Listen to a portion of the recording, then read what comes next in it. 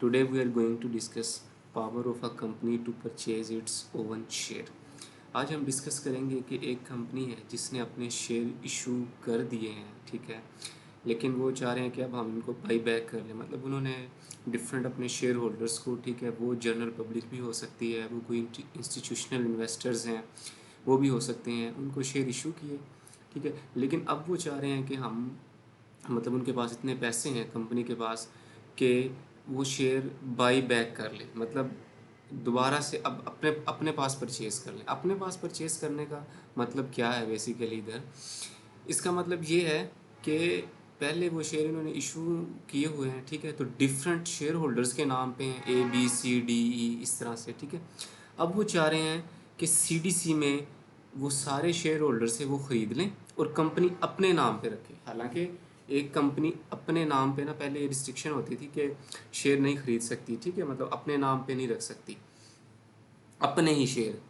ये कर सकती है कंपनी कि एक कंपनी दूसरी कंपनीज में इन्वेस्ट करे, उनके शेयर्स खरीद ले, जिस तरह के सब्सिडरी और पेरेंट का एक रिलेशन होता है, ठीक है। लेकिन एक कंपनी बजाते खुद अपने ही शेयर, मतलब ABC लिमिटेड ने शेयर इशू किए, 1000 शेयर इशू किए हैं, वो ये नहीं कर सकती कि 500 शेयर खुद खरीद के बैठ जाए। पहले इस तरह होता था कि नहीं कर सकती थी, लेकिन ऐसा ऐसा जैसे टाइम गुजरता, लॉ में थोड़ी सी चेंजेस आती गई, तो उन्होंने ना लिस्टेड कंपनी को अलाउ किया कि लिस्टेड कंपनी अपने शेयर खरीद सकती है, ठीक है, अपने नाम, अपने ही शेयर अपने ही नाम पे रख सकती है, ठीक है।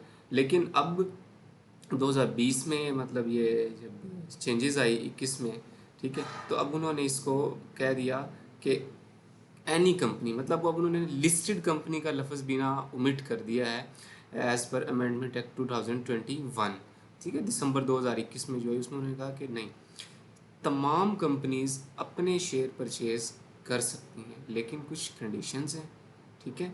एक तो मैंने आपको थोड़ा बैकग्राउंड बताया ना कि बेसिकली इसका मतलब क्या होता है, क्योंकि देखिए हम ना अक्सर सुनते रहते हैं by back, what does it actually mean, इसका असल में मतलब क्या है।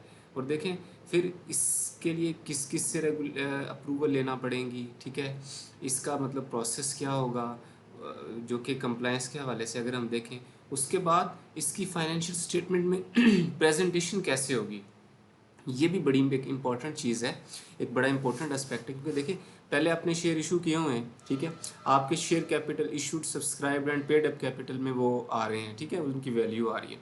अब आपने उनमें से लेट्स सपोज 10%, ठीक है, वो आपने खुद परचेज़ कर ली। अब ये भी ना एक प्रोविजन है कि कितने परचेज़ कर सकते हैं, ठीक है। क्योंकि मैं इसको ना प्रैक्टिकली आपको बताना चाहूँगा चीज़ों को, तो आपको माशाल्लाह समझ भी आएगी और आप जो है ना इसको आसानी से ग्रैस्प कर सकेंगे, ठीक है। तो जैसे जैसे हम प्रैक्टिकल इन डेप्थ पढ़ते जाएंगे ना, आपके जहन में जो क्वेश्चंस है वो आंसर होते जाएंगे, ठीक है। अब देखें इसमें यही है कि अब उसने अपना शेयर कैपिटल इशू किया हुआ है, ठीक है, उसी में से उन्होंने शेयर परचेज कर लिए, बाय बैक कर लिए। देखो एक दफ़ा उन्होंने सेल किए थे, ठीक है, इशू किए थे, अब उन्होंने दोबारा बाय बैक परचेज कर लिए, ठीक है। तो परचेज जब कर लिए हैं तो अब उसकी क्या प्रेजेंटेशन होगी फाइनेंशियल स्टेटमेंट में, ठीक है। तो इस तरह की चीज़ें हम डिस्कस करने जाएंगे। दूसरा ये है कि क्या एक दफ़ा परचेज कर लिए उसके बाद अपनी फाइनेंशियल स्टेटमेंट उनको अलग से दिखाते रहें कि ये ट्रेजरी शेयर्स हैं, या उनको दोबारा वो सेल कर दें, दोबारा इशू कर दें, मतलब कभी पैसे की ज़रूरत पड़े तो उनको दोबारा इशू कर दें, या उनको कैंसिल ही कर दें, ठीक है। तो इन दोनों चीज़ों की ना फ्यूचर में इम्प्लीकेशन होती है, वो हम इंशाल्लाह डिस्कस करेंगे, ठीक है। तो सबसे पहले तो ये है कि भी कोई भी कंपनी ये काम कर सकती है, ठीक है, बेशक उसने अपने आर्टिकल में इस तरह की कोई चीज़ लिखी है, नहीं लिखी, अगर नहीं लिखी तो वो इसको अपने आर्टिकल में एक कोई आर्टिकल ऐड कर ले, ठीक है, बाई बैक वाला, कि कब कभी जब कभी फ्यूचर में ज़रूरत हुई तो वो अपने शेयर परचेज़ कर सकते हैं। उसके बाद है जी, the share purchased by the company may in accordance with the provision of this section and the regulation. एक तो ये सेक्शन इस पे एप्लीकेबल है, और उसके बाद इस पे ना रेगुलेशंस भी एप्लीकेबल हैं, जिन्हें हम listed company buyback of share regulations कहते हैं। 2020 में ये जो आए थे, ठीक है। तो हम इस पे भी जो है ना इनको भी पढ़ेंगे इंशाल्लाह जो है ना, मतलब एक सेक्शन और उससे लिंक्ड जितनी भी रेगुलेशंस हैं वो भी हम डिस्कस करें। जितनी भी क्या एक ही रेगुलेशंस है, इसी में इसके सारे फॉर्म्स वगैरह हैं। Just to give an idea and clear understanding of you, first of all you should be clear कि असल में इसका मकसद क्या है, ठीक है, ये किस तरह से चलता है, ताकि आप ख़ास तौर पे जो CFAP के स्टूडेंट्स हैं, ठीक है, या अदर प्रोफेशनल्स हैं जो इनसे हेल्प लेना चाहेंगे। बेसिकली तो मैं ये जो वीडियो रिकॉर्ड कर रहा हूँ इस कॉर्पोरेट लॉ के जो स्टूडेंट हैं उनके लिए है कि एग्ज़ाम में ICAP के एग्ज़ाम में ये मतलब एक इम्पॉर्टेंट टॉपिक है, ठीक है। अक्सर व बेशतर जो है ना टेस्ट होता रहता है, तो आपको इसका मतलब निटी गिटी का पता होना चाहिए। आपको जस्ट ये ना पता हो कि बाईबैक का क्या मतलब है, ठीक है, उसकी क्या सेक्शन है क्या नहीं है। आपको इसका प्रोसेस पता हो कि किस तरह से होगा, प्रोसीजर हो, ठीक है। बस उस हद तक जितने हद तक आप एग्ज़ाम में वो जो है ना आपने डिलीवर करना है, ठीक है। और इंशाल्लाह जब हम इसको रिकॉर्ड में करवा रहा हूँ, मैं आपको बता रहा हूँ मुझे वो भी specific to the requirement of the examination of ICAP and other professional bodies. और जो प्रोफेशनल हैं जो इससे जो है ना बेनिफिट हासिल करना चाह रहे हैं उनके लिए मतलब ये सारी चीज़ें एक ही उसमें कवर हो रही होंगी साथ साथ, ठीक है। उसके बाद जी अब आपने परचेज़ कर लिए, फिर आइदर बी कैंसल्ड, या तो उनको कैंसिल कर दें कि भाई दोबारा फ्यूचर में इशू नहीं करेंगे आप, ठीक है। जब कभी इशू करना चाहेंगे, ठीक है, तो दोबारा से अपना शेयर कैपिटल को बढ़ाएं, ठीक है।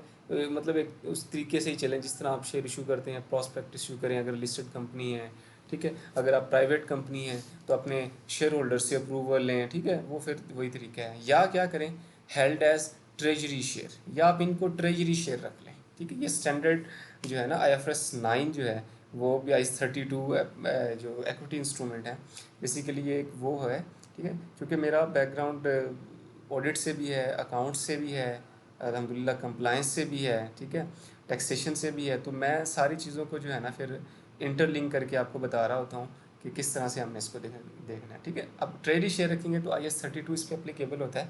वो आपको कहते हैं कि आपने इसको क्या करना है कि एक तो आपकी इक्विटी आ रही होती है ना फाइनेंशियल स्टेटमेंट में, ठीक है, मतलब issued subscribed and paid up capital, उसके नीचे अपने लेस करके लाइन आइटम जितने शेयर खुद परचेज कर लिए हैं ना वो आपने माइनस करके नेट शो करवा देना है, ठीक है।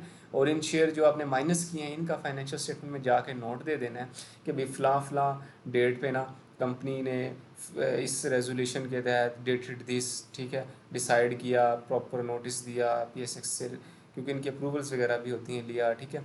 मतलब प्रॉपर उसमें नोट में ना आपने ब्रीफ सब बता भी देना है शेयर होल्डर्स को। और आपने ये नेट फिर इक्विटी शो करवानी है। मतलब इसकी अगर आप मेरे से एंट्री पूछे ना कि इसकी एंट्री क्या होगी फाइनेंशियल स्टेटमेंट में, तो इसकी एंट्री होगी ट्रेजरी शेयर जो है ना वो आपने क्रेडिट कर लेने हैं, और अपना शेयर कैपिटल इशूड सब्सक्राइब जो वो डेबिट कर लेना है आपने। और इसका एक इम्पैक्ट आपकी फाइनेंशियल स्टेटमेंट में प्रेजेंटेशन में तो आएगा, इस स्टेटमेंट ऑफ फाइनेंशियल पोजीशन में इसका नोट आएगा, ठीक है। आपने इक्विटी इंस्ट्रूमेंट में इसको जो है ना प्लेस करना है। और दूसरा इसका जो इम्पैक्ट है ना वो आपकी statement of changes in equity और कैश फ्लो में आएगा जितने आपने पैसों के परचेज किए होंगे, ठीक है। मतलब इस तरीके से आपने इसको लेके चलना है। अच्छा जी, उसके बाद है जी provided that the share purchase by an unlisted public company. अब देखें ना इसमें बस ये एक चेंज है, एक्सेप्शन है कि क्या सारी कंपनियां अपने शेयर कैंसिल कर सकती हैं या ट्रेजरी शेयर रख सकती हैं, नहीं। वो कह रहे हैं कि सिर्फ लिस्टेड कंपनी ये काम कर सकती हैं, दोनों में से कोई एक, ठीक है। और जो बाकी है ना company, provided that the share purchase by an unlisted public company, उन्होंने कैंसिल ही करने हैं इसको, ट्रेजरी शेयर नहीं रखना। तो इसका मतलब ये है कि जितनी भी अनलिस्टेड पब्लिक कंपनी होंगी और प्राइवेट कंपनी होंगी ना, तो उनकी फाइनेंशियल स्टेटमेंट में ना आपको इक्विटी से मतलब ये फिगर जो है ना लेस होते हुए नज़र आएगी एक दफ़ा, लेकिन फिर अगले सालों में नहीं आएगी, क्योंकि ये उन्होंने इसको कैंसिल ही कर दिया होगा, ट्रेजरी शेयर नहीं रखा होगा, बल्कि आपको इक्विटी ही नज़र आएगी, नेट इक्विटी ही। आपको इस तरह नहीं नज़र आएगी कि ग्रॉस वैल्यू 700 मिलियन है, 100 मिलियन के मैंने बाई बैक कर लिए, नहीं। अब आपने क्योंकि इसमें बाई बैक जैसे ही किए तो आपने इनको कैंसिल करना है। कैंसिल से मुराद ये है कि आपने शेयर होल्डर से परचेज किए शेयर, ठीक है, उनके अकाउंट से ट्रांसफ़र हो गए, आपने कंपनी के अकाउंट में रखे, जैसे ही मतलब अपने नाम पे CDC में अकाउंट ओपन करवाया आपने, और फ़ौरन ही ना इसको CDC को कहना है कि कैंसिल कर दें इसको। कैंसिल से क्या क्या मुराद होगी कि आप फ्यूचर में दोबारा इनको इशू नहीं कर सकते, ठीक है। उसके बाद है जी, provided further that the cancellation of share under this section shall not be deem to a reduction of share capital. ठीक है, नो डाउट अगर आप इससे देखा जाए तो आपकी इक्विटी कम हो जाएगी, लेकिन एज़ पर अंडर सेक्शन 89 जो कि रिडक्शन ऑफ शेयर कैपिटल है, वो हम इंशाल्लाह नेक्स्ट उसमें पढ़ेंगे। अभी हम जस्ट बाई बैक पे वो फोकस करेंगे। ठीक है, तो वो नहीं समझा जाएगा रिडक्शन ऑफ शेयर कैपिटल। ठीक है, उसके बाद जी, the share held by the company as treasury share shall as long as they are so held in addition to any other condition as may be specified to be subject to the following condition. ठीक है, अब ये कह रहे हैं कि आप एक लेट्स सपोज लिस्टेड कंपनी है, आपने ना उनको ट्रेजरी शेयर रखा है, कैंसिल नहीं किया, तो फिर क्या कंडीशन एप्लीकेबल है।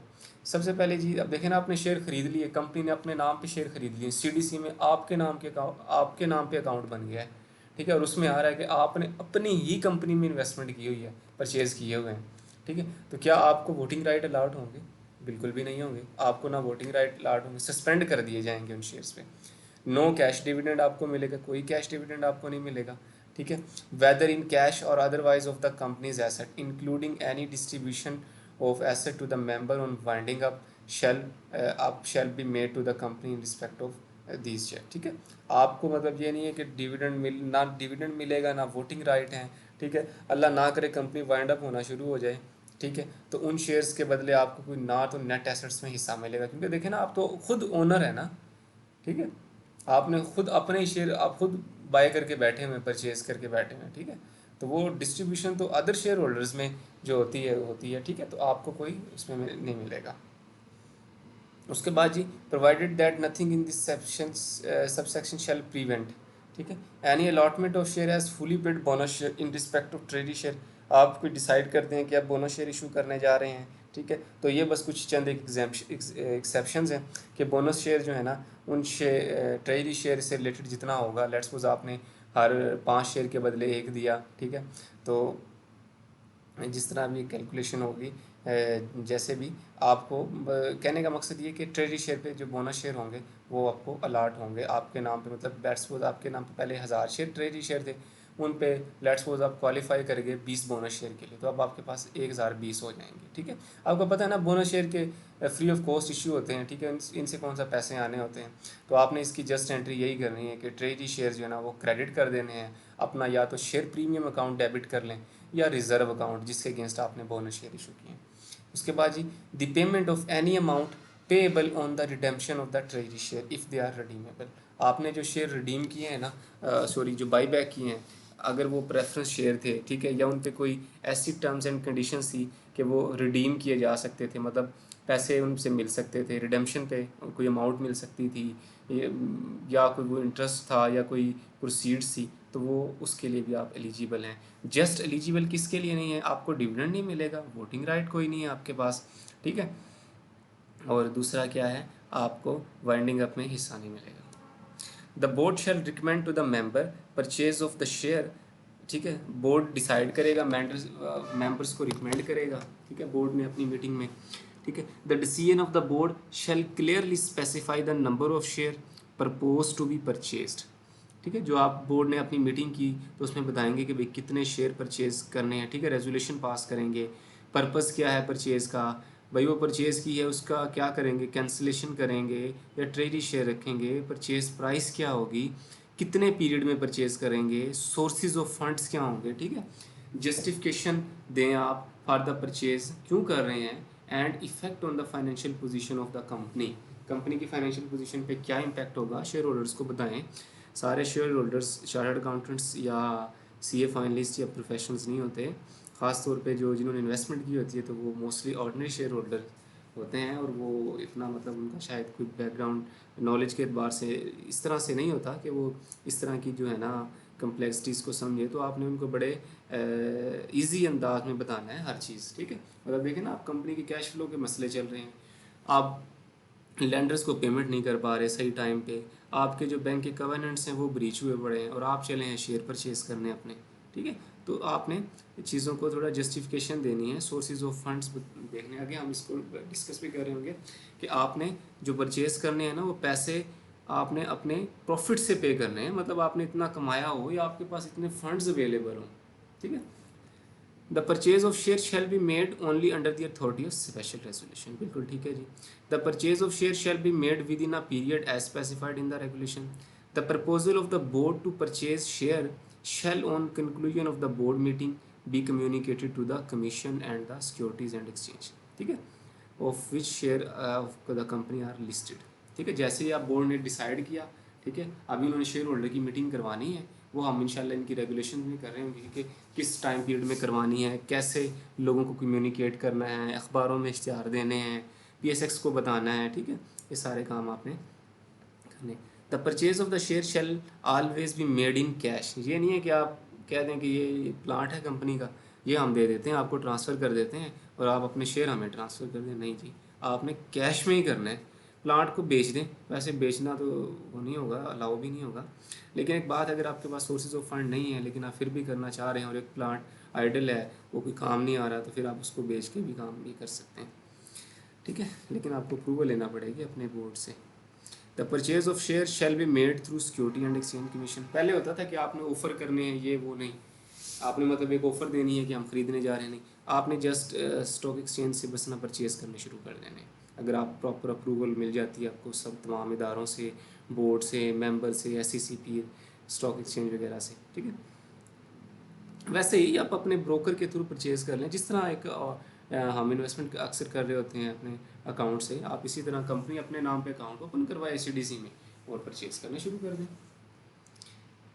उसके बाद जी ठीक है, आपने परचेज़ कर लिया, ट्रेजरी शेयर रख लिए, ठीक है, अब क्या है जी, अब कभी अगर आपको कभी फ्यूचर में कैश की ज़रूरत पड़ती है या आपको लगता है कि नहीं जी शेयर इशू कर देने चाहिए अब दोबारा, तो आप उनको डिस्पोज कर दें। डिस्पोज से मुराद ये है कि आप उनको, क्योंकि देखें ना, इशू इसलिए मैं नहीं कह रहा इधर लफ्ज़ स्टैंडर्ड भी या लॉ भी आपको नहीं कह रहे, क्योंकि इशू से मुराद होती है कि फ़र्स्ट टाइम इशू करना या फर्दर इशू करना। ये तो है कि आपने पहले ही इशू किए हुए थे, आपके दिल में बस ख्याल आया, आपने परचेज़ कर लिए, ठीक है, और अब आप उनको दोबारा डिस्पोज करना चाह रहे हैं, मतलब एक दफ़ा पैसों से परचेज़ किया, अब दोबारा पैसे आप लगाना चाह रहे हैं, ठीक है जी, लगा दें आप पैसे, ठीक है। तो हम इसकी रेगुलेशन में पढ़ेंगे कि परचेज़ करते हुए क्या प्राइस रखनी है, सेल करते हुए क्या आपने करना है, क्या ट्रीटमेंट होगा, कितने पीरियड में काम करने हैं, ठीक है, और जब ये पीरियड चल रहे होंगे इस तरह के, तो कौन से काम आप नहीं कर सकते, ठीक है। उसके बाद जब आप ये काम कर लें तो आपने रजिस्ट्रार को, स्टॉक एक्सचेंज को क्या रिपोर्टें जमा करवानी है, ठीक है। जैसे अगर हम परचेज़ के हवाले से, तो अभी देख लें कि जैसे आपने परचेज़ कंप्लीट की, तो आपने मतलब आपका परचेज़ पीरियड क्लोज़ हुआ, वो भी हम उसकी डेफिनेशन पढ़ते हैं परचेज़ पीरियड क्या है, तो आपने रजिस्ट्रार को ना ये चीज़ें भेजनी है, the number of share purchase, ठीक है, consideration paid for the share, कितने पैसों के ख़रीदे हैं, मोड ऑफ़ द परचेज़, ठीक है, द डेट ऑफ कैंसिलेशन और रीइश्यूएंस ऑफ शेयर, या आपने कैंसिल किए हैं तो बताएं जो है ना, आपने अगर कैंसिल कर दिए हैं तो किस डेट को किए हैं, या रीइशू किए तो वो कब किए हैं, ठीक है।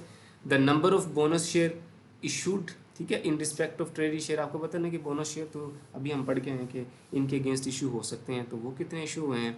The number and amount of treaty share redeemed, अगर रिडेम्पशन है तो वो कितनी है, ये सारी चीज़ें आपने बतानी है स्टॉक एक्सचेंज को, ठीक है जी।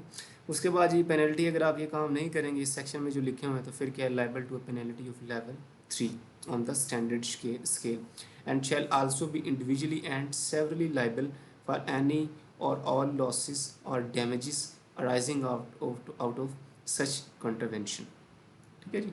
तो ये सेक्शन था।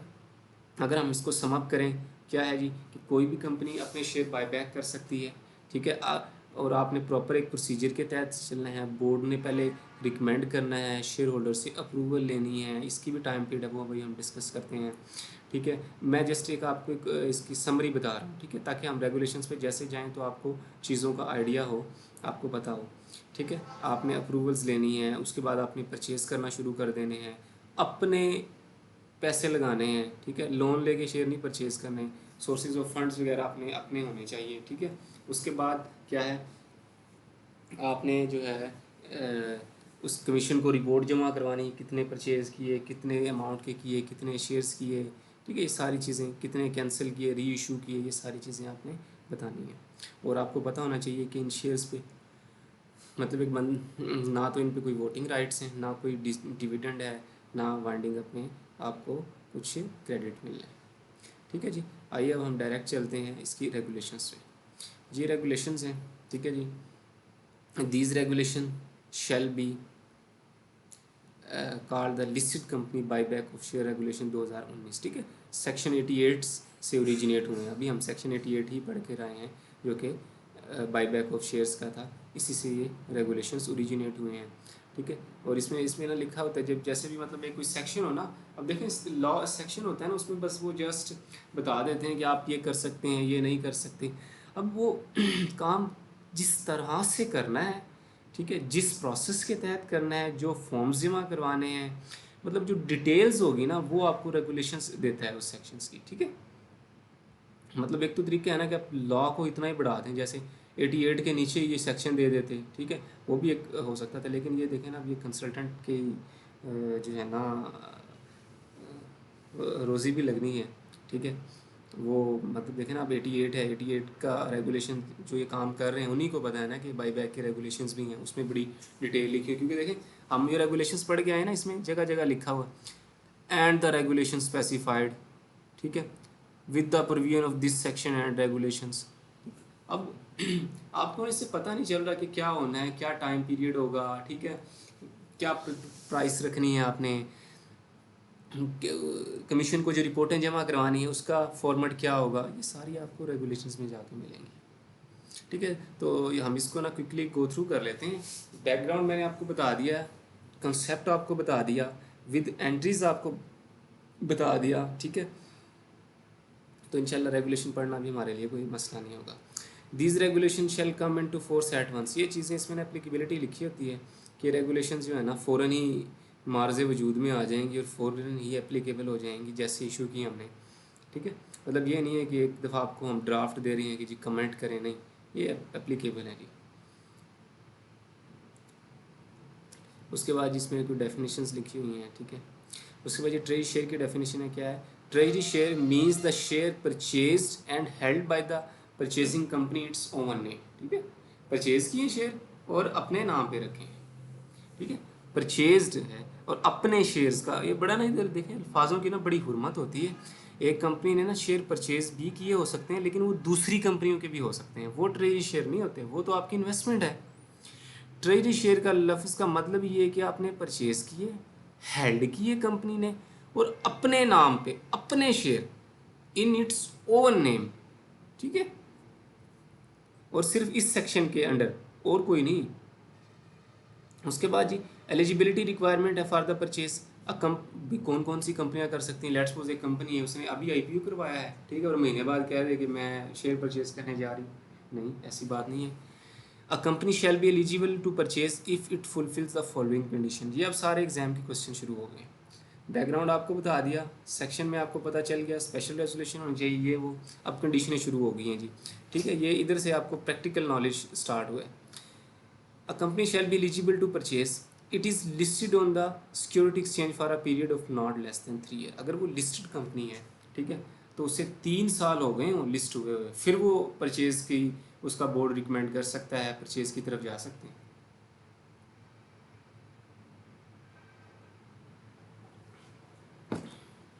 It is compliant with the minimum capital और equity instrument requirements। ठीक है, अगर वो कोई एनबीएफसी या कुछ इस तरह की कोई लिस्टेड कंपनी है और उस पर कोई minimum capital, let's suppose banks वगैरह हैं, उन पर कोई रिक्वायरमेंट है कि उन्होंने इतना रखना है, ठीक है, तो वो बस परचेज़ करते हुए ना ये सोच लें कि जब ट्रेजरी शेयर रखें, क्योंकि देखें ट्रेजरी शेयर ने ना इक्विटी से नेट होना है, तो वो ना वो आपकी इक्विटी इतनी कम हो जाए कि आप जो है ना कंडीशन ही फुलफिल ना कर सकें। It has obtained approval of its member, बिल्कुल ठीक है जी, थ्रू स्पेशल रेजोल्यूशन, अभी हम पढ़ के आए हैं। Board has undertaking that the fund specified for the purchase by the board of director are available with the company and funds available हैं, एक दफ़ा परचेज कर लिए, ये ना हो कि बाद में आप बोरविंग्स पे जो इंटरेस्ट है वही ना दे सकें, क्रेडिटर्स के पैसे ही ना दे पाएँ, शेयर तो परचेज कर लें आपने। तो आपने ये भी देखना है कि the purchasing company is capable of meeting its obligation on time during the period up to the end of immediately succeeding 12 months. ठीक है, आप जो परचेज पीरियड है वैसे नॉर्मली 6 मंथ का होता है ऑलमोस्ट, ठीक है, या परचेज आपकी कंप्लीट हो जाए जल्दी, तो विच एवर इज़ लेस उस पीरियड में, और उस पीरियड के एंड से लेके अगले 12 महीनों तक आपके पास इतना पैसा होना चाहिए कि आप जो उन 12 महीनों में आपकी ओब्लिगेशंस है ना, जो जो ड्यू होनी है, लेट्स सपोज आपने बैंक्स के मार्कअप देने हैं, आपने क्रेडिटर्स को पैसे देने हैं, उनके साथ टर्म्स हैं वो देने हैं, ठीक है, तो वो आपकी पूरी हो जाएं तब आप इसकी तरफ जा सकते हैं। अब देखें ये पूरी हो ना हो, ठीक है, वो परचेज़ करना शुरू कर दें, ये कौन करेगा, ठीक है, मतलब इस पे कौन एक ओपिनियन देगा। तो वो कह रहे हैं कि आपने ना इसका ऑडिटर से सर्टिफिकेट ले देना है, मतलब एक जिसे कहते हैं ना कि अश्योरेंस हो जाएगी उन्हें कि भाई ना ऑडिटर्स ने भी इसको देख लिया, इंडिपेंडेंट ने, वाकई ये काम अगर करने जा रहे हैं तो कर लेने दें, उन्होंने देख लिया है कि ठीक है इनके पास इतनी पैसे हैं कि अपनी फाइनेंशियल ऑब्लिगेशंस को जो है ना वो फुलफ़िल कर सकेंगे। The board of directors of a purchasing company shall not propose or recommend a purchase in any of the following, namely winding up proceeding has commenced, ठीक है, board of director in conditions जब ये काम हो रहे हो ना तो वो फिर परचेज़ की तरफ नहीं जाएंगे। क्या, लेट्स सपोज वाइंडिंग अप शुरू हुई है तो वो आप नहीं कर सकते अपने share purchase. Scheme of arrangement, compromise, risk reconstruction, merger, demerger, इस तरह की कोई आपके यहाँ असाइनमेंट चल रही है तो अब भी आप नहीं कर सकते। A public offer for the acquisition of share of the purchasing company under the security act has been announced, किसी ने ना पब्लिक ऑफर कर दी है, ठीक है, कि हम फलां कंपनी के शेयर परचेज़ करने जा रहे हैं, ठीक है, और इधर से आप भी कह दें कि मैं भी अपनी कंपनी के शेयर परचेज़ करने, नहीं, आप इस तरह नहीं कर सकते, ठीक है। अक्सर अभी आपने देखा होगा जैसे फौजी फर्टिलाइज़र ने पीआईए को एक्वायर करने की जो है ना वो एक ऑफ़र दी थी, अपनी इंटेंशन शो की थी, ठीक है, एक्सप्रेशन ऑफ इंटरेस्ट जिसे कहते हैं ईओआई, ठीक है, वो दिया था। तो अगर पीआईए अब अपने बाई बैक करने चला जाए तो वो नहीं कर सकते, ठीक है, क्योंकि उनके शेयर्स परचेज़ करने के लिए पहले ही किसी ने अनाउंस कर दिया है। Before the expiry of 6 months from the date of an earlier general meeting in which the purchase was disapproved by the member, ठीक है, एक मीटिंग हुई, मेंबर ने उसको डिसअप्रूव कर दिया, ठीक है, और अब भी उस मीटिंग को 6 महीने नहीं गुजरे और आप चले हैं दोबारा से मेंबर्स की मीटिंग बुलाने, तो कम अज़ कम उसको 6 महीने गुजर जाने चाहिए, ठीक है, फिर आप दोबारा से मेंबर्स की मीटिंग में इसको करवा सकते हैं। प्रोसीजर क्या होगा जी, the general meeting in which the special resolution is to be passed shall be held not later than 45 days of the date of the meeting of the board of director in which the purchase is recommended, ठीक है, जैसे director की meeting हुई उन्होंने recommend किया, उसके आपने 45 दिन के अंदर अंदर जो है ना बोर्ड की मीटिंग बुलवा लें, उसकी मेंबर्स की मीटिंग बुलवानी है और उसमें स्पेशल रेजोल्यूशन पास करवा लेनी है। The purchasing company shall make public announcement, जैसे ही स्पेशल रेजोल्यूशन पास हुई, मतलब देखें एक दफ़ा बोर्ड ने जैसे ही डिसाइड किया तो तब आपने स्टॉक एक्सचेंज को, रजिस्ट्रार को बताया, ठीक है, अब जब मेंबर्स ने भी कर दिया है तो मतलब इस पर जो है ना ये बात आगे बढ़ रही है, ठीक है, तो आपने अब क्या करना है, पब्लिक अनाउंसमेंट कर देनी है जी, within 2 working days of passing the special resolution as per the schedule नीचे उसमें लिखा होगा कि भाई इतने शेयर्स होंगे, ठीक है, करने जा रहे हैं, पर्पज़ ये होगा, फंड के जो सोर्सेज हैं वो ये होंगे, इस तरह की चीज़ें। The board of director of a purchasing company shall make before making the public announcement authorise an officer of the company to act as manager to the offer, ठीक है, मैनेजर टू द ऑफर मतलब basically तो आपने ना एक liaison person भी appoint कर देना है, ठीक है, जो सारी लीगल कंप्लाइंसेस को देखे और परचेजेस को देखे, मतलब कोई उनसे पूछे कोई तो वो जवाब दे, वो बता सके कि हाँ जी हमने ये कंडीशन भी फुलफ़िल की, ये भी किया, वो भी किया। The authorized officer shall within 15 days of the closing of the purchase period submit a final report on the purchase to the commission, ठीक है, वो बंदा जो है जो आपने अपॉइंट किया है बोर्ड ने 15 दिन के अंदर अंदर जैसे ही परचेज कंप्लीट होगी कमीशन को रिपोर्ट देगा, ठीक है, उस रिपोर्ट में वही स्केजुअल आपके साथ मैं शेयर कर लेता हूँ क्या लिखा होगा। बेसिकली ये लिखा होता है कि कितने शेयर परचेज़ किए, क्या कंसिड्रेशन थी, मोड ऑफ परचेज़ क्या था, इस तरह की चीज़ें।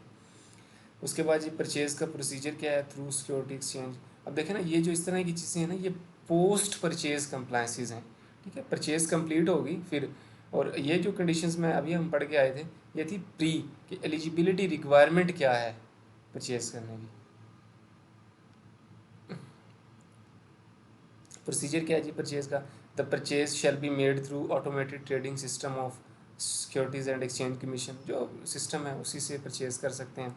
Company shall open an investor account service, अपने नाम पे अकाउंट ओपन करवाएगी सीडीसी में। The authorized officer shall open a sub account of the purchasing company with any licensed brokerage house, ठीक है, सबसे पहले आपका अकाउंट सीडीसी में खुलेगा, फिर आपका जो सब अकाउंट है वो उसमें ब्रोकरेज हाउस में आपका खुल रहा होगा, ठीक है। Which can only be utilise for purchase of share during the period. ठीक है, ये अकाउंट जो होगा ना आपका सिर्फ परचेज में ही इस्तेमाल हो सकेगा। ये नहीं है कि आपने परचेज पूरी की 6 महीने के बाद उसके बाद ना आप इसी अकाउंट से दूसरी कंपनियों के शेयर भी परचेज करना शुरू कर दिए, नहीं, आपका वो डिफरेंट अकाउंट होंगे। ये आपका स्पेसिफिक रिक्वेस्ट पे अकाउंट बन रहा होगा जिसमें सिर्फ आपकी अकाउंट में सिर्फ आपकी कंपनी के शेयर ही क्रेडिट हो रहे होंगे। उसके बाद ही the purchasing company shall ensure that sufficient funds are available for settlement in the designated clearing bank account of the company. The purchasing company shall intimate to the security exchange the number of share purchase along with the purchase price on daily basis. ठीक है, आपने जब तक आपका purchase complete नहीं हो जाती ना, आपने हर शाम को जो है ना जाते हुए, मतलब एक टाइम होता है खैर प्रकार का, आपने मतलब 2:30-3 बजे से पहले पहले ना आपने 4 बजे से पहले पहले एक अनाउंसमेंट कर देने कि आज के दिन इतने शेयर परचेज़ किए, उनकी इतनी प्राइस थी। ठीक है, the share purchased on daily basis shall be placed in the blocked account. ठीक है, सीडीसी का ब्लॉक, आप उसमें मतलब ये नहीं है कि साथ साथ परचेज़ कर रहे हैं, 50 रुपये का परचेज़ कर रहे हैं, 60 रुपये का निकाल रहे हैं अपना ही शेयर, नहीं भैया ऐसे नहीं होगा। जैसे परचेज़ कर रहे हैं ब्लॉक होते जा रहे हैं। CDC shall ensure that the shares shall remain in blocked account until the company decide to sell the treasury share in accordance with these regulation। ठीक है, ब्लॉक्ड अकाउंट में रहेंगे जब तक आप ये डिसाइड ना करें कि हम इसको सेल करने जा रहे हैं। ठीक है, सेल के भी आपको पता है फिर वो प्रॉपर आपको बोर्ड से अप्रूवल लेना, ये वो इस तरह से चलेगा। उसके बाद ये परचेज पीरियड है। The purchase period for the purchase through security exchange shall start not later than 7 days from the date of public announcement and shall close within 180 days। जैसे ही आपने पब्लिक अनाउंसमेंट की 7 दिन के अंदर अंदर जो है ना आप शेयर परचेज करना शुरू कर दें। ये नहीं है कि पब्लिक अनाउंसमेंट के 20 दिन बाद जाकर आप डिसाइड करें, नहीं, और उनको क्लोज कर दें 6 महीनों के अंदर अंदर जैसे ही आपने अनाउंस किया है। ठीक है, 180 days from the date of special resolution, 180 days special resolution के आप उसको क्लोज कर दें। ठीक है, या लेट्स सपोज आपने 1000 शेयर परचेज करने का वादा किया था, ठीक है, और आप 1 महीने के अंदर ही कर लेते हैं तो ठीक है। जैसे मतलब या तो परचेज़ आपका कंप्लीट हो जाए या डेज ख़त्म हो जाए, विच एवर इज़ अर्लियर, ये परचेज़ पीरियड है आपका। उसके बाद ये परचेज़ प्राइस है। Purchase through security exchange shall be made at the spot या करंट प्राइस, जो मार्केट में प्राइस चल रही होगी आपके शेयर्स की उसी पे आप परचेज़ करेंगे। ठीक है, ये नहीं है कि आप तो ओनर्स हैं जी, ठीक है, तो नहीं, आप भी आम लोगों की तरह तस्वुर किए जाएंगे इधर और आप भी उसी प्राइस पे परचेज़ कर रहे होंगे जो मार्केट में चल रही है। Provided that this should not include purchase through negotiated deal market. ठीक है, अक्सर होता है ना कि आपने डील्स में किए तो वो उस पर अप्लीकेबल नहीं है। ठीक है, आप डील के थ्रू कम प्राइस पे या उस पर भी कर सकते हैं। Maximum holding of treasury share shall not at any time exceed 20% of the total paid up share capital of the purchasing company. ठीक है, आपने मतलब शेयर्स हैं ना आपके 1000 हैं, ठीक है, तो आप उसका सिर्फ 20% जो है ना वो एट एनी टाइम आप परचेज़ करके रख सकते हैं ट्रेडी शेयर, इससे ज़्यादा नहीं रख सकते। ठीक है, और इसमें भी याद रखें कि अगर आपकी कोई डिफरेंट क्लासेस ऑफ शेयर्स आपने इशू किए हुए हैं और किसी एक स्पेसिफिक क्लास के आपने परचेज़ किए हैं तो वो उस स्पेसिफिक क्लास के 20% ऑफ पेड अप कैपिटल से भी ज़्यादा नहीं होना चाहिए। ठीक है, shall not exceed 20%। The treasury share shall be held in the name of the purchasing company in the CDC blocked account in freeze form। ठीक है, इनमें ट्रेडिंग नहीं हो सकती। The treaty share shall not be placed under collateral. और सबसे बड़ी important एक चीज़ है, अब देखें ना जब बात कर रहे हो तो फिर बातों से ही बात निकलती है। एक हम ना वो करते हैं असाइनमेंट ऑडिट की, ऑडिट में होती है स्टेटमेंट ऑफ फ्री फ्लोट। ठीक है, उसमें भी है ना आपने इनको फिर फ्री फ्लोट में शो नहीं करवाना। ठीक है, ट्रेडी शेयर्स को, क्योंकि देखिए इसमें ट्रेडिंग ही नहीं हो सकती ना, तो ये भी आपने जो है ना अपने टोटल शेयर्स उसमें से आप माइनस करते हैं ना फ्री फ्लोट दिखाने के लिए कि टोटल शेयर होल्डिंग कंपनी की ये है, डायरेक्टर्स के पास हैं वो इतने हैं, गवर्नमेंट के पास इतने हैं, जिनमें जिन पे कोई हमने लियन या प्लेज करवाए हुए हैं वो इतने हैं, और जो ट्रेडी शेयर हैं वो इतने, वो माइनस करके आपने बताने हैं कि ये पीछे बचते हैं कि जिनमें आम पब्लिक जनरल पब्लिक खेल सकती है। The treasury share shall not be placed under collateral either directly और इनडायरेक्टली। ट्रेजरी शेयर पे आप लेके फाइनेंसिंग नहीं ले सकते। Any share allotted as fully paid bonus share in respect of treasury share shall be treated as treasury share for the purpose of this regulation and shall be held in the name of company in CDC block account in place. अगर उन treasury share भी आपको bonus share issue हैं तो वो भी block हो जाया करेंगे, ठीक है। मतलब उनसे रिलेटेड जो भी कुछ होगा ना वो ब्लॉक होता रहेगा अनलेस अनटिल कि आप इनको जो है ना सेल करने चले जाएँ। उसके बाद जो ऑब्लिगेशन है परचेजिंग कंपनी की, the purchasing company shall communicate to the commission and the security exchange simultaneously the decision of the board. अब देखें ना, ये सारी बातें हम डिस्कस करके आ चुके हैं, वही हैं, तो आप इनको पढ़ेंगे तो इंशाल्लाह आपको समझ आ जाएगी, ठीक है। पब्लिक अनाउंसमेंट क्या करना है जी, फेसबुक पे या इंस्टाग्राम पे चला देना है, नहीं, आपने डेली न्यूज़पेपर जो है ना, one each in Urdu and English language having nation wide circulation, ठीक है। मतलब वो कौमी अखबार होना चाहिए आपका, उसमें इशू ये ना हो कि लाहौर का एक बस है, लाहौर में ये अखबार इशू होता है, आप उसी में कर दें, नहीं, आप जो पूरे मुल्क में मतलब नेशंस में इशू हो रहा है, नेशन वाइड सर्कुलेशन है जिसकी, आप उसमें करें, ठीक है। At least 7 days before the commencement of the purchase period, ठीक है। अब देखें ना, इसमें मुझे समझ नहीं आती कि न्यूज़पेपर वगैरह, खैर आपको पता है कि आजकल तो मतलब कौन ही पढ़ता है, बहुत ही कम लोग हैं। अगर इस तरह की कोई इन्फॉर्मेशन हो तो शायद बहुत बेहतर तरीके से जो कम्युनिकेट हो सकती है वो फेसबुक वगैरह ये है, लेकिन चूँकि देखें ये जो मार्केट होती है ना, इसमें मतलब एक तरीके से चलती है, ठीक है। तो इस तरह अगर सोशल मीडिया ऐप्स पे चीज़ें चलना शुरू हो जाएं तो मार्केट का जो डिसिप्लिन है, हार्मनी है, ठीक है, जो एक डेकोरम है, वो शायद उस तरह से ना हो, इसलिए ये न्यूज़पेपर वगैरह के थ्रू ही चीज़ें चलती हैं। Cancel the share within 10 days of the closing of the purchase period where the purchase is made for the purpose of the cancellation, ठीक है। अगर आपने कैंसिल करने के इरादे से ख़रीदे हैं तो भाई उनको 10 दिनों के अंदर अंदर कैंसिल कर दें, परचेज पीरियड जैसे ही क्लोज हो। Provided that for cancellation of share the purchasing company has to follow filing requirement of the companies act, ठीक है। ये सारी चीज़ें आपने वो करना है। Submit to the commission the security exchange and CDC a copy of the special resolution authorizing the purchasing company to purchase on next working days of the general meeting। तो ये सारी चीज़ें आपने कंप्लाइंसिस के हवाले से आपने फुलफ़िल करनी है। Submit to the commission and the security exchange a published copy of the public announcement within 2 days of its publication. Intimate to the commission and the security exchange on the day of the closing of the purchase period the number of share purchased and advertise the same within 2 days of the closure of the purchase period in same newspaper, ठीक है। आपने जब decide किया purchase करने की, वो भी public announce करना है, और जब कर लिया है तो भी आपने उस अखबार में इश्तिहार देना है। Disclose its annual report, detail of the share purchase and detail of the treasury share disposed of. Treasury shall contain at least number of share purchase are sold and the price of the purchase.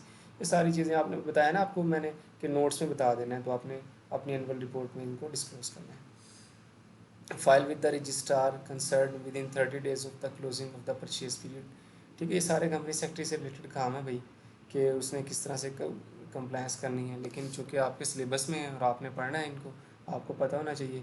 Future का कोई नहीं पता होता, इंशाल्लाह हो सकता है कि आप किसी कंपनी के जो है ना लिस्टेड कंपनी की कंपनी सेक्रेटरी भी हों, तो आपको चीज़ें पता हों।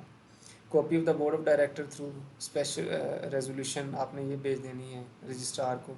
Special resolution authorizing the purchase, copy of notice of the general meeting, ये सारी चीज़ें आपने भेजनी है। Restriction of the purchasing company, the purchasing company shall not apply for voluntary delisting or voluntarily winding up within a period of 2 years of the close of the purchase period। ये नहीं है कि आपने परचेज इधर complete की है और आप कह रहे हैं कि जी हम तो डीलिस्ट होने जा रहे हैं या वाइंडिंग अप में जा रहे हैं, नहीं, आप नहीं कर सकते। engage in the sale of already held treasury share through the security exchange during the purchase period and 6 months after the closing of the purchase period। आपके पास ट्रेजरी शेयर ऑलरेडी पड़े हैं, ठीक है, और आप चले हैं दोबारा से परचेज़ करने, तो आप नहीं कर सकते। या सॉरी क्या करें, engage in the sale of already held treasury share through the security exchange during the, हाँ, आपके पास मतलब आप दूसरी दफ़ा आप ये काम करने जा रहे हैं, ठीक है, परचेज़ करने जा रहे हैं, लेकिन पहले से जो पड़े हुए हैं ना आपने उनको सेल भी साथ साथ कर रहे हैं, तो वो नहीं कर सकते। मतलब आप एक टाइम पे एक ही कर सकते हैं। During the period it is in, क्योंकि देखें ना वो फिर रिकॉर्ड नहीं होगा ना, आपने जो परचेज़ किए थे वो भी ब्लॉक्ड अकाउंट में पड़े हुए हैं, ठीक है। आप जो सेल करने हैं वो उधर से ही निकालेंगे ना, और आपने दोबारा फिर से परचेज़ करने की वो फिर कर दिए, तो इसलिए उन्होंने इस पर रिस्ट्रिक्शन लगाई है कि एक टाइम पे आप एक ही काम कर सकते हैं। During the period in which it's possession of price sensitive information. आपने शेयर सेल नहीं करने जब आपके पास प्राइस सेंसिटिव इन्फॉर्मेशन हो, क्योंकि देखें प्राइस सेंसिटिव इन्फॉर्मेशन होती है जैसे कि डिविडेंड डिक्लेयर करने जा रहे हैं या कोई मेजर कॉन्ट्रैक्ट होने जा रहा है, उस टाइम पे ना शेयर की प्राइसेस बड़ी बड़ी होती है, बढ़ जाती है। ठीक है, तो आपने परचेज़ किए थे थोड़ों के पैसों के और आप सेल करने जा रहे हैं वो ज़्यादा के, तो आपने, क्योंकि देखें ना आप तो कंपनी, आपको तो हर किस्म की इन्फॉर्मेशन होगी ना, तो यहाँ पे रिस्ट्रिक्शन है कि भाई आप इन हालात में नहीं सेल कर सकते। ठीक है, उसके बाद जी save as provided in regulation 12, withdraw cancel or postpone the purchase. आप ये काम नहीं कर सकते, आपने एक दफ़ा अनाउंस किया और आपने विड्रॉ करने चले, कैंसिल कर दें या पोस्टपोन नहीं, आपने अब कर लिया तो आप खरीदें। Make a purchase before the expiry of 6 month from the last date of subscription by share holder in respect of any further issue of capital. ठीक है, अभी आपको मतलब 6 महीने हुए नहीं थे आपने शेयर इशू किए हुए और आप दोबारा से परचेज़ करने चलेंगे, तो ये थोड़ा सा जो है ना कम्प्लेक्सिटी है इसमें, ये देखनी है।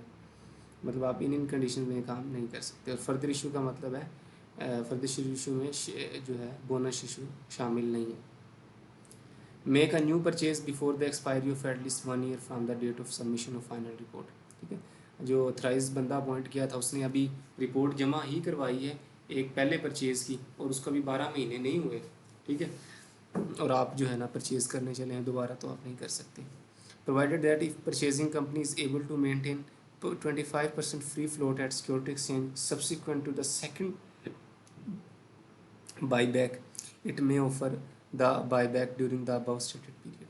ठीक है, आपने बाईबैक किया लेकिन स्टिल 25% जो है ना शेयर फ्री फ्लोट हैं, तो आप सेकंड बाईबैक में ये कंडीशन जो ऊपर वाली 1 साल वाली उसको अप्लाई ना भी करें। मतलब आप अभी आपने रिपोर्ट भेजी थी 8-9 महीने हुए हैं, 7 महीने हुए, जितने भी दिन हुए हैं, आप दोबारा से भी परचेज करना शुरू कर सकते हैं अगर आपके शेयर 25% फ्री फ्लोट है। जनरल रिस्ट्रिक्शन है जी, except where the recommendation for the purchase is not approved by member. अब ये भी तो हो सकता है ना कि डायरेक्टर्स ने रिकमेंड किया, मेंबर्स ने मना कर दिया कि नहीं जी हम तो नहीं खरीद, स्पेशल रेजोल्यूशन अप्रूव ही नहीं हुई। आपको पता है ना स्पेशल रेजोल्यूशन के 75% जो है ना वो वोटिंग राइट्स होने चाहिए। The recommendation for the purchase by the board of directors shell not B withdrawn. आपने अपनी रिकमेंडेशन विदड्रॉ नहीं करनी है, आपने अगले दफ़ा फिर ट्राई करना है कि मेंबर शायद मान ही जाए। The sponsored director, officer, associated company and the undertaking of the purchasing company shall not be directly or indirectly in the trade of the share। ठीक है, ये बंदे नहीं खरीद सकते। From the date of the meeting of the board, कब से कब? From the date of the meeting of the board of director in which the purchase price is recommended till the completion of the purchase, and from the date of the meeting of the board of director in which the disposal of share is recommended till the completion of sale। मतलब जैसे ही board ने decide किया कि हम purchase करेंगे, तो director officers वगैरह जो है ना वो परचेज़ नहीं कर सकते जब तक परचेज़ कंप्लीट ना हो जाए। मतलब 6-7 महीने तो लगे जाते हैं इस काम में। या जब आपने सेल करने की ठान ली है तो आप सेल नहीं कर सकते, कब से? जब से मीटिंग हुई है और till the completion of sale, उससे पहले पहले जो है ना अगर आपने अपने शेयर सेल करने हैं तो कर लें। इन पीरियड्स में कंपनी अपने नाम पे ही परचेज़ कर रही होगी और अपने नाम पे जो परचेज़ किए गए थे उनको सेल कर रही होगी। ठीक है, आसान लफ्ज़ों में। उसके बाद ये डिस्पोजल है, ये सारी चीज़ें थी परचेज़ की, मिक्स ही रहा है परचेज़ डिस्पोजल। अब स्पेशल जो है ना बस डिस्पोजल से रिलेटेड है कि अगर आपने ट्रेजरी शेयर रखे हुए हैं, अब उनको आप जो है ना दोबारा से इशू करने जा रहे हैं। The treasury share shall not be sold, transferred or otherwise dispose by the purchasing company within a period of 6 month from the closure of the purchase period. ठीक है, कम से कम 6 महीने आपको हो चुके हों परचेज़ किए हुए कंप्लीट, फिर आप उसको डिस्पोज करने चले जाएँ। The treasury share shall not be sold by the purchasing company unless it has obtained approval of board of director। अब इसमें ना बड़ी एक इम्पोर्टेंट चीज़ है कि जब सेल करने हैं ना आपने, तो बस फिर बोर्ड ऑफ डायरेक्टर की अप्रूवल चाहिए, फिर आपको मेंबर से नहीं चाहिए। The purchasing company shall make a public announcement as per schedule 5 within 2 working days of the decision of the board of director. ठीक है, the board of director of the purchasing company shall before making the public announcement designate an authorized officer for completion of the sale of treasury share। जिस तरह आपने purchase में किया था, कुछ इसी तरह के मिलते जुलते प्रोसेस सेल में भी हैं। The purchasing company shall not issue further capital other than bonus share unless the treasury share held by it are disposed of. ठीक है, ये तो हम पढ़ के आए हैं।